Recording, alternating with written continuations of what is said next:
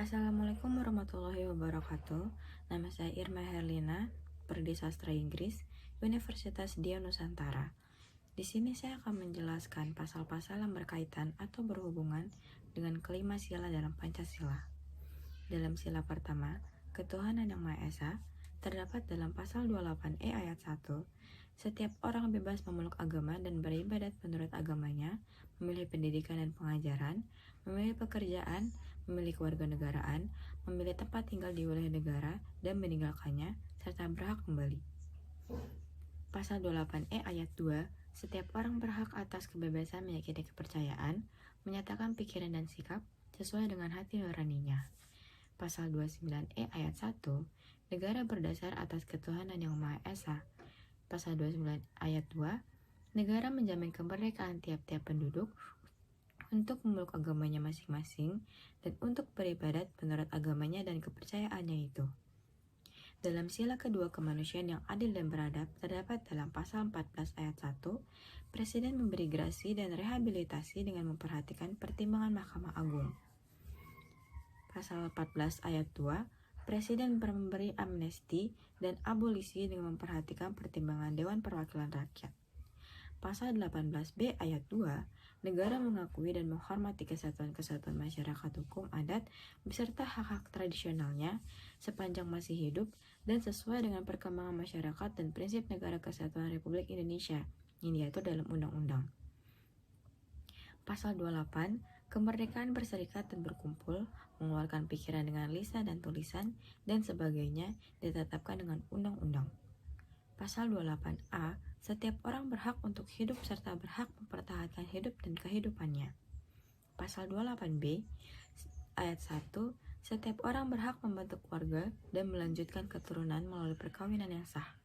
Pasal 28B ayat 2, setiap anak berhak atas kelangsungan hidup, tumbuh dan berkembang serta berhak atas perlindungan dari kekerasan dan diskriminasi.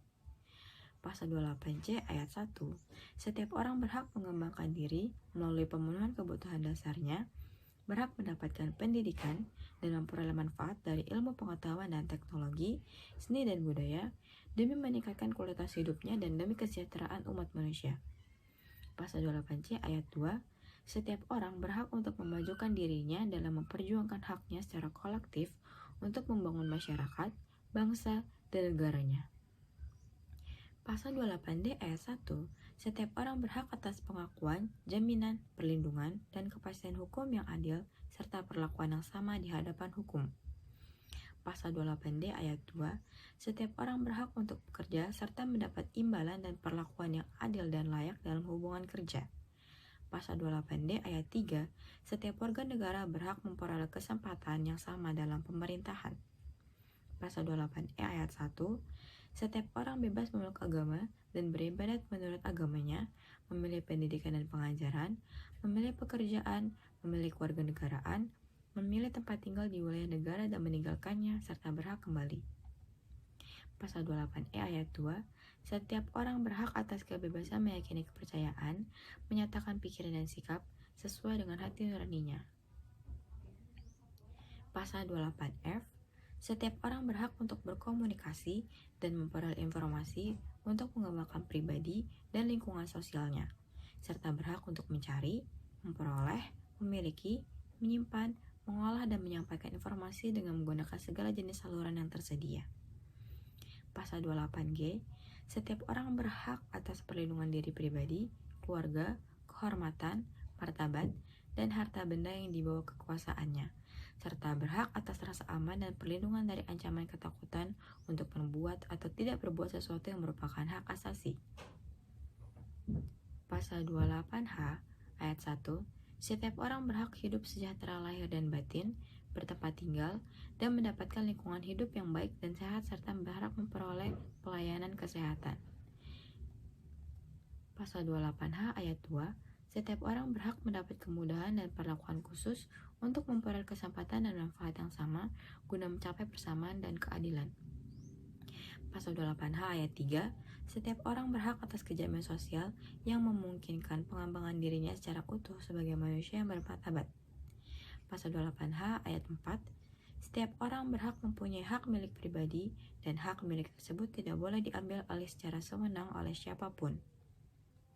Pasal 28I ayat 1, hak untuk hidup, hak untuk tidak disiksa, hak kemerdekaan pikiran dan hati nurani, hak beragama, hak untuk tidak diperbudak, hak untuk diakui sebagai pribadi di hadapan hukum, dan hak untuk tidak dituntut atas dasar hukum yang berlaku surut adalah hak asasi manusia yang tidak dapat dikurangi dalam keadaan apapun. Pasal 28I ayat 2, setiap orang berhak bebas dari perlakuan yang bersifat diskriminatif atas dasar apapun dan berhak mendapatkan perlindungan terhadap perlakuan yang bersifat diskriminatif itu. Pasal 28I ayat 3, identitas budaya dan hak masyarakat dihormati selaras dengan perkembangan zaman dan peradaban. Pasal 28I ayat 4, perlindungan, pemajuan, penegakan, dan pemenuhan hak asasi manusia adalah tanggung jawab negara, terutama pemerintah.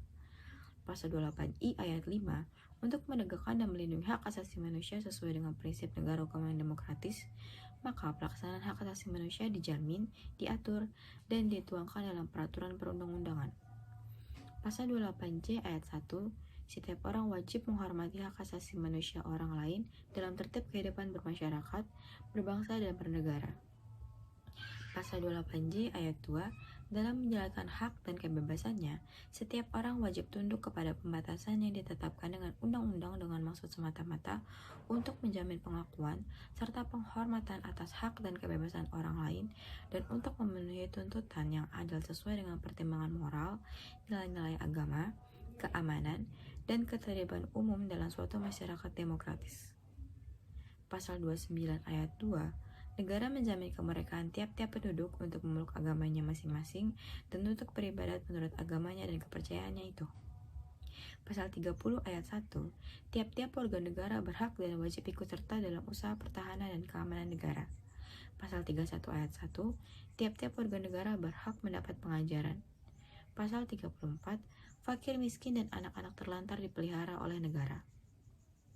Dalam Sila ketiga Persatuan Indonesia, terdapat dalam pasal 25A, Negara Kesatuan Republik Indonesia adalah sebuah negara kepulauan yang berciri Nusantara dengan wilayah yang batas-batas dan hak-haknya ditetapkan dengan undang-undang. Pasal 35, bendera dan negara Indonesia ialah sang merah putih. Pasal 36, bahasa negara ialah bahasa Indonesia. Pasal 36A, lambang negara ialah Garuda Pancasila dengan semboyan Bhinneka Tunggal Ika.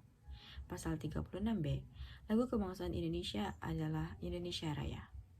Dalam sila keempat kerakyatan yang dipimpin oleh hikmat kebijaksanaan dalam permusyawaratan perwakilan, terdapat dalam pasal 2, ayat 1, Majelis Permusyawaratan Rakyat terdiri atas anggota-anggota Dewan Perwakilan Rakyat, ditambah dengan utusan-utusan dari daerah-daerah dan golongan-golongan menurut aturan yang ditetapkan dengan undang-undang. Pasal 2 ayat 2, Majelis Permusyawaratan Rakyat bersidang sedekatnya sekali dalam 5 tahun di ibu kota negara. Pasal 2 ayat 3, segala putusan Majelis Permusyawaratan Rakyat ditetapkan dengan suara yang terbanyak.